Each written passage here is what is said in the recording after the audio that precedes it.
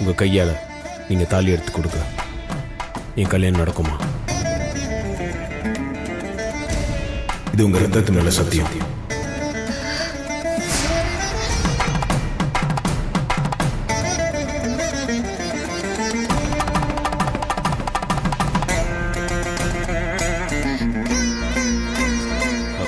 ஆதிதான் நீ கேட்ட மாதிரி சத்தியம் பண்ணி கொடுத்துட்டான்ல. வாக்கிலா ஹாஸ்பிட்டலுக்கு போலாம். போலாம்க்கா. நீங்க ஃபோன் பண்ணி டாக்டர் இங்க வர சொல்லுங்க. சரி.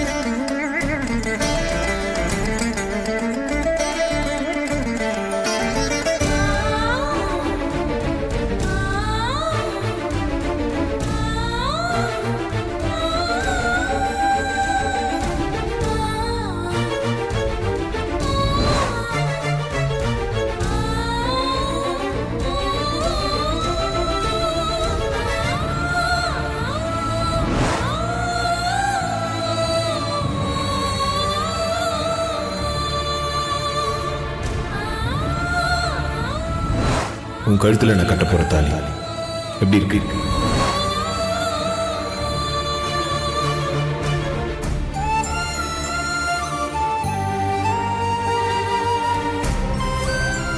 என்ன ப்ரோ இப்படி அவசரப்பட்டு அம்மாக்கு சத்தியம் பண்ணி கொடுத்துட்ட?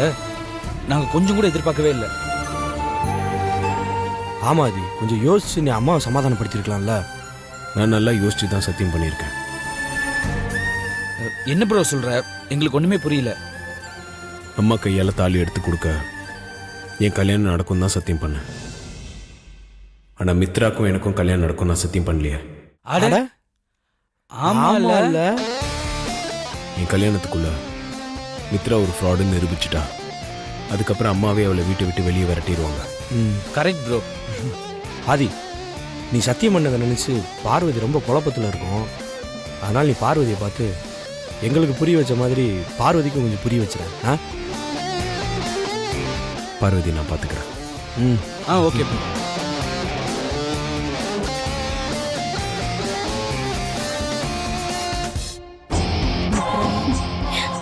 1300 கிலோமீட்டருக்கு அந்த பக்கம் இருந்துட்டு உன் அக்கா நந்தினி இந்த அகிலாவை என்ன பாடுபடுத்துற பாத்தியா? ஆமா ஆண்டி, நந்தினி இப்படி ஒரு அட்டாக் பண்ணுவான்னு நான் கொஞ்சம் கூட எதிர்பார்க்கல. உனக்கும் அந்த ஆதிக்கும் கல்யாணமே நடக்க கூடாது அப்படின்னு ஒரு பூஜை பண்ணிருக்கேன்னு சொல்லி அவ ஒரே கல்ல 2 மாங்காய் அடிச்சிருக்கா. ஒண்ணு, இனிமே அகிலாக்கு உன் மேல எந்த காரணத்தை கொண்டும் சந்தேகம் வராது. இன்னொன்னு, ஆதியே அவன் வாயாலேயே உனக்கும் அவனுக்கும் கல்யாணம் நடக்கும்னு அவங்க அம்மா கிட்ட சத்தியம் பண்ண வச்சிருக்கா. ஆமா ஆண்டி, அகிலா ஆண்டிக்கு ஆதி சத்தியம் செஞ்சு கொடுத்ததுல எனக்கு எவ்வளவு சந்தோஷம் தெரியுமா? எனக்கும் தான். ஆனா மித்ரா, அவன் சத்தியம் பண்ணி கொடுக்கும்போது அந்த சமையல்காரி முகரக்கட்டைய பார்க்கணுமே, மூஞ்சி செத்து போச்சு. சாகட்டும்.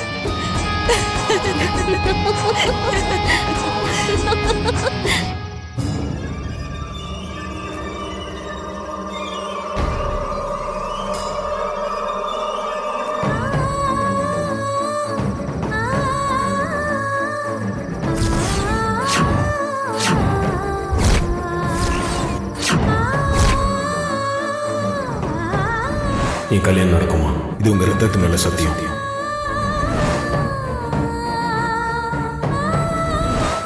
என் பொண்ணு கல்யாணத்துக்காக அவ கல்யாணம் முடிகிற வரைக்கும் தினம் சாப்பிடாம முட்டிக்கால பிரார்த்தனை பண்ணிக்கிட்டு இருக்கேம்மா.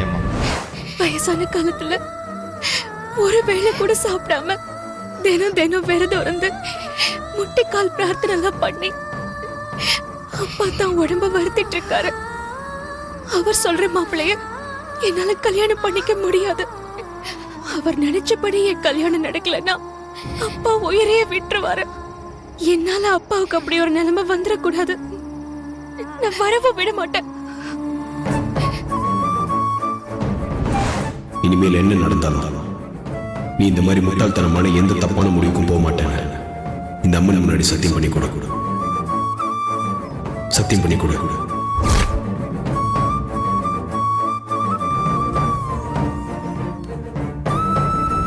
இந்த மாதிரி முட்டாள்தனமா நடந்துக்க கூடாதுன்னு என்கிட்ட அம்மன் முன்னாடி சத்தியம் வாங்கினீங்க பெரியய்யா. இப்ப நான் அந்த சத்தியத்தை மீறதுக்கு என்ன மன்னிச்சிருங்க பெரியய்யா. எனக்கு வேற வழி தெரியல.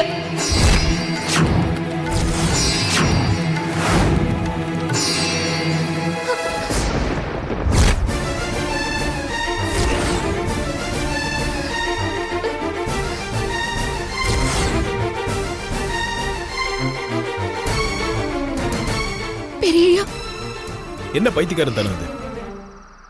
கீழே இறங்கு, இறங்குன்னு சொல்றேன்ல.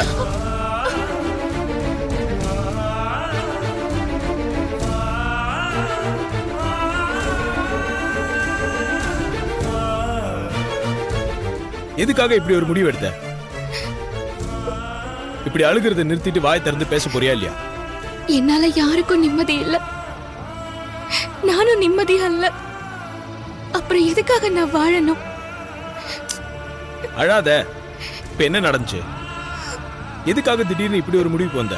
கிராமத்துல இருந்து நான் இங்க வந்ததுக்கு அப்புறம் என்னால எங்க அப்பாவுக்கு நிம்மதி போச்சு, சந்தோஷம் போச்சு பெரியய்யா. அதுவும் என் கல்யாண விஷயத்துல அப்பா ரொம்ப நொந்து போயிருக்காரு. இந்த தடவை அவர் நினைச்சபடி என் கல்யாணம் நடக்கலன்னா அவர் உயிரோட இருக்க மாட்டார்னு எனக்கு உறுதியா தெரிஞ்சு போச்சு. என்னால ஏன் அப்பா உயிரை விட வேணாம்? நானே செத்து போறேன். என்ன சாக விடுங்க பெரியய்யா. நீ செத்து போனாதான் உன் பிரச்சனை எல்லாம் தீரும்னா தாராளமா போய் செத்து போ. நான் உன்னை தடுக்க மாட்டேன். ஆனா நீ சாகறதுக்கு முன்னாடி என்ன கொன்னுட்டு நீ செத்து போ. பெரியய்யா, நீ இல்லாத இந்த உலகத்துல என்னால எப்படி வாழ முடியும்?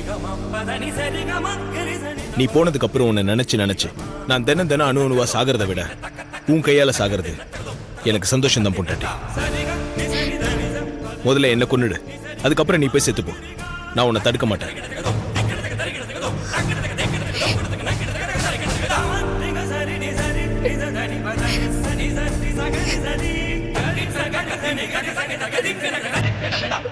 உன் கூட சேர்ந்து வாழணும் தானே நான் உன்னை காதலிச்சேன். நீ எதுக்காக என்ன காதலிச்ச? இந்த மாதிரி சேர்ந்து சாகிறதுக்கா?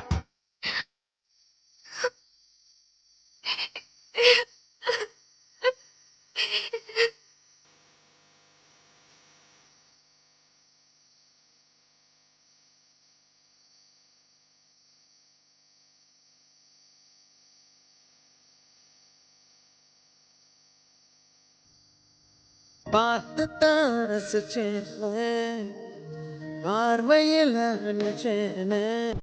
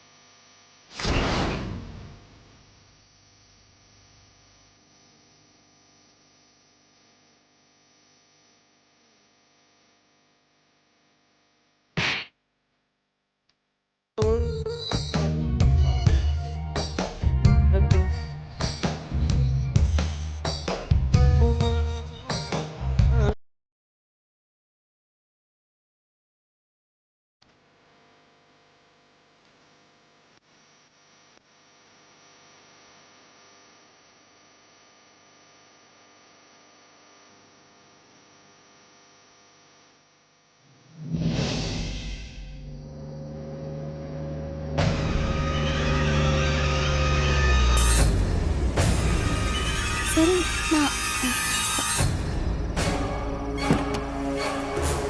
நான் அப்புறம் கூப்பிடுறேன்.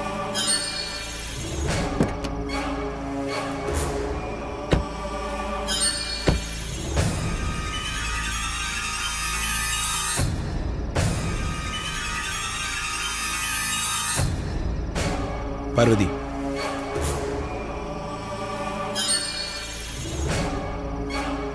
என்ன பொண்டாட்டி? ஏன் முகத்தை என்ன சோகமா வச்சிட்டு இருக்க? சந்தோஷமா சிரிச்ச முகத்தோட இரு, செம்பருத்தி மாதிரி. என்ன இன்னும் நான் சொன்னதுல உனக்கு நம்பிக்கை வரலையா பொண்டாட்டி? என்னமோ இந்த சமையல்காரி அம்மி மிதிச்சு அருந்ததி பார்த்து ஆதி மாமா கையால தாலி கட்டிக்கிட்ட மாதிரி பேச்சுக்கு பேச்சு ஆதி மாமா அவளை பொண்டாட்டி பொண்டாட்டின்னு கூப்பிடுறாரு. இங்க பார் பொண்டாட்டி, இங்க நடக்கிறது எல்லாத்தையும் பார்த்து பயந்து போய் குழம்பி போயிருக்க.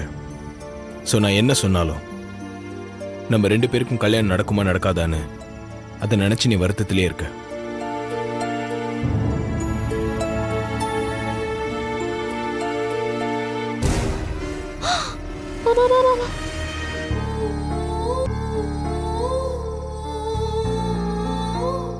என்ன நடந்தாலும் சரி, பௌர்ணமி அன்னைக்கு உன் கழுத்துல தாலி கட்ட போறது நான் தான். கண்டிப்பா உனக்கும் எனக்கும் தான் கல்யாணம் நடக்க போகுது. நீ மனசை போட்டு குழப்பிக்காம சந்தோஷமா நிம்மதியா இரு. ஸோ உன்னோட மனசுல இப்போ இந்த மாமாவோட நினப்பு மட்டும்தான் இருக்கணும், வேற எந்த நினப்பும் இருக்கக்கூடாது.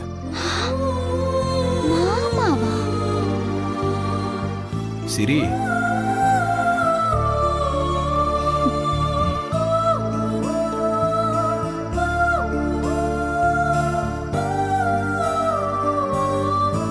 இன்னும் கொஞ்சம் நல்லா சிரிக்கலாமே பொண்டாட்டி.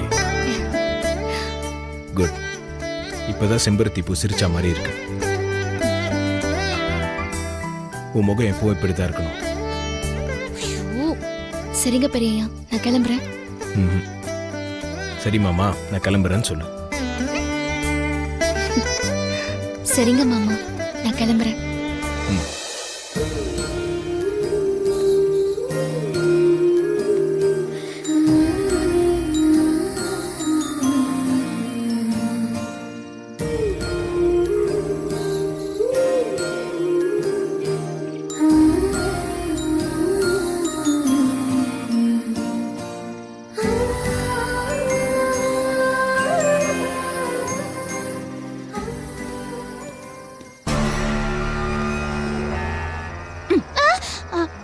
அத்தை, நீங்களா? ஏண்டி, ஃபோன் பேசிட்டு வந்துடுறேன்னு சொல்லிட்டு தானே என்கிட்ட வந்த. இங்க வந்து என்னடி கிராக் பார்த்துட்டு இருக்க? அத்தை, நான் ஃபோன் தான் அத்தை பேசிட்டு இருந்தேன். அப்ப ஆதி மாமாவும் அந்த சமையல்காரையும் கார்ல வந்து இறங்குனாங்க அத்தை. இரு இரு. ஆதியும் சமையல்காரியும் ஒண்ணா வந்தாங்களா? என்னடி சொல்ற? ஆமா அத்தை, அது மட்டும் இல்ல, அந்த சமையல்காரி முகத்தை சோகமா வச்சிருந்தாளா? அப்ப ஆதி மாமா அவளை பேச்சுக்கு பேச்சு பொண்டாட்டி பொண்டாட்டின்னு சொல்லி உனக்கும் எனக்கும் தான் கல்யாணம் நடக்க போகுது, தைரியமா நிம்மதியா இரு, சந்தோஷமா இருன்னு ஆதி மாமா சொல்லிட்டு இருந்தாரு அத்தை. அவங்க என்ன பாத்திர கூடாதுன்னு தான் நான் பதுங்கி இருந்தேன். உமா, இந்த ஆதி இந்த அளவுக்கு அந்த சமையல்காரிக்கு தைரியம் சொல்லிட்டு இருக்கான்னா அவன் இந்த கல்யாண விஷயத்துல ஏதோ பெருசா பிளான் பண்ணிட்டு இருக்கான்னு அர்த்தம். இருக்கட்டும், அவன் பண்ற பிளான் அவன் பண்ணட்டும். அந்த பிளானை எப்படி சாகடிக்கிறதுன்னு நான் பாத்துக்கிறேன். வாடி.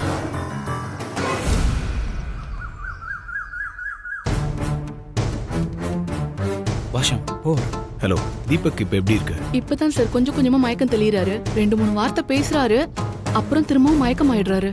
டாக்டர் வந்து இப்பதான் பாத்துட்டு போயிருக்காங்க sir. Thank you. Okay sir. Excuse me doctor. Yes, come in. உட்காருங்க மிஸ்டர் ஆதித்யா. இல்ல, பரவாயில்ல, இருக்கட்டும். தீபக் நினைவு திரும்பிருச்சுன்னு எனக்கு கால் பண்ணீங்கல்ல, தீபக் இப்ப எப்படி இருக்கு? உயிருக்கு ஒன்றும் ஆபத்து இல்லைங்க, ஆனா இன்னும் முழுசா நினைவு திரும்பல. மிஸ்டர் ஆதித்யா, சம்டைம்ஸ் அவரு ஏதோ ஒன்று சொல்ல ட்ரை பண்றாரு. நான் அதுக்காக தான் உங்களை வர சொல்லியிருந்தேன். நாங்க தீபக்கை பார்க்கலாமா? பேஷண்ட்டை டிஸ்டர்ப் பண்ணாம பாருங்க. Thank you doctor. Thank you. Okay doctor. Okay, போலாம்.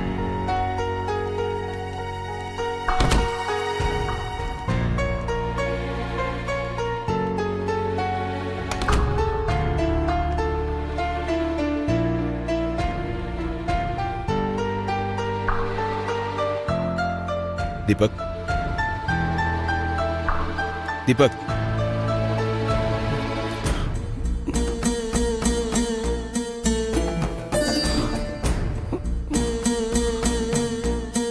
ஆதி, பார்க்குறேன்.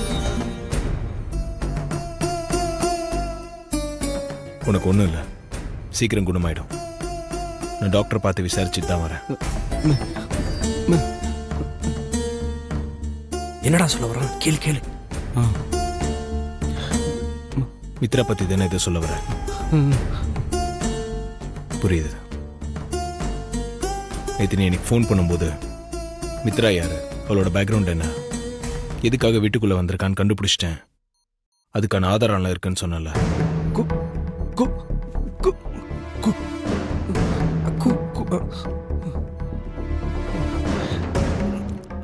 தீபக், பதட்டப்படாம கொஞ்சம் பொறுமையா சொல்லுங்க. சொல்லுங்க தீபக். குபேனா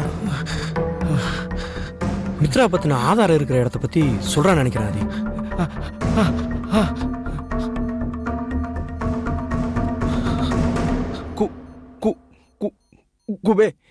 குபேர பதட்டப்படாத தீபக், பொறுமையா சொல்லு.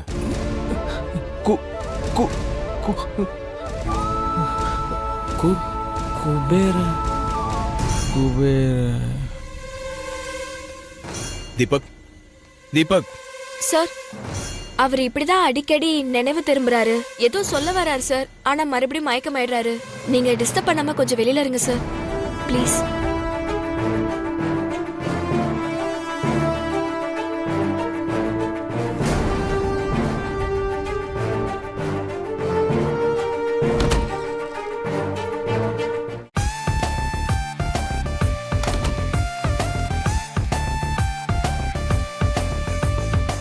குபேரன்னு சொல்லிட்டு தீபக் மயங்கிட்டான். அது யாரு? அவனுக்கும் மித்ராக்கும் என்ன சம்பந்தம்? அவன் எங்க இருக்கான்னு எப்படிடா கண்டுபிடிக்கிறது? ப்ரோ, குபேர மித்ராவோட ஆளா இருக்கணுமா என்ன? ஏன் அவன் தீபக்கோட ஆபீஸ்ல வேலை செய்யறவனா இருக்க கூடாதா? கரெக்டா இருக்கும். மித்ரா பத்தின ரகசியங்களை தீபக் அவங்க ஆபீஸ்ல ஒர்க் பண்ற குபேரன்ட்ட கொடுத்து வச்சிருக்கலாம்ல.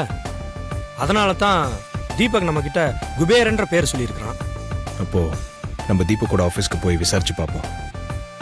அவனை பத்தி எதனா தகவல் கிடைக்கும். உடனே நம்ம தீபக் ஆபீஸ் கிளம்பலாம் ப்ரோ. சரி வாங்க. வா.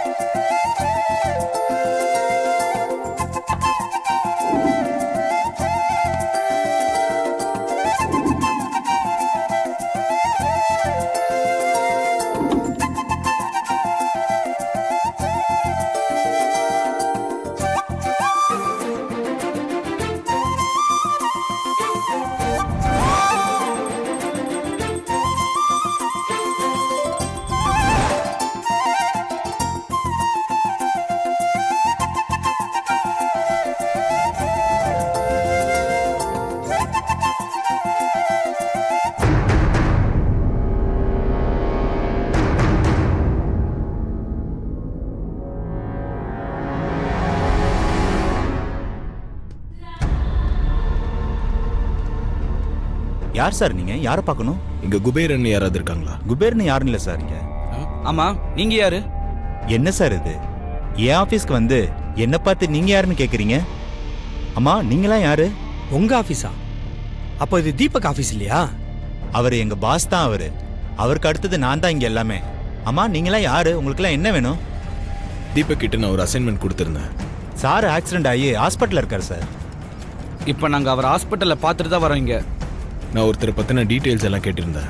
அதை பற்றி அவன் என்கிட்ட சொல்ல வரும்போது தான் தீபக் ஆக்சிடென்ட் ஆயிருக்கு. மயக்கம் தெளிஞ்ச தீபக் குபேரன்னு பேரை சொல்லிட்டு மயக்கமாயிட்டான். அதான் குபேரன்னு இங்கே யாராவது இருக்காங்களான்னு கேட்டு போலான்னு வந்தேன். குபேரன்ற பேர்ல இங்க யாரும் கிடையாது சார். ப்ரோ, ஆதாரம் கிடைச்சிருக்கிறதா தீபக் சொன்னதா சொல்லி சொன்னீங்களா ப்ரோ? எப்படி இருந்தாலும் தீபக் ஆஃபீஸில் தானே இருக்கும், அங்கே போய் தேடி பார்த்தா கிடைக்கலாம் ப்ரோ. அருண் சொல்றது கரெக்ட் தான். அது நம்ம ஆஃபீஸில் போய் தேடி பார்ப்போம். சார், அதெல்லாம் முடியாது சார். எதுவா இருந்தாலும் தீபக் சார் வந்தோடனே தேடி பார்த்துக்கோங்க சார். இங்கே பாருங்க மிஸ்டர், உங்கள் பேர் என்ன? விக்கி. விக்னேஷ் சார். இங்கே பாருங்க விக்னேஷ், தீபக் என்னோட க்ளோஸ் ஃப்ரெண்டு. நான் இங்கே தேடி பார்க்கறதுனால உங்களுக்கு எந்த பிரச்சனையும் வராது. நீங்கள் கொஞ்சம் கோஆப்ரேட் பண்ணுங்க. நீங்களும் வேணா என் கூட வந்து தேடுங்க. இது ரொம்ப முக்கியமான விஷயம், ரொம்ப அர்ஜென்ட்டு கூட. சரி, ஓகே சார், வாங்க.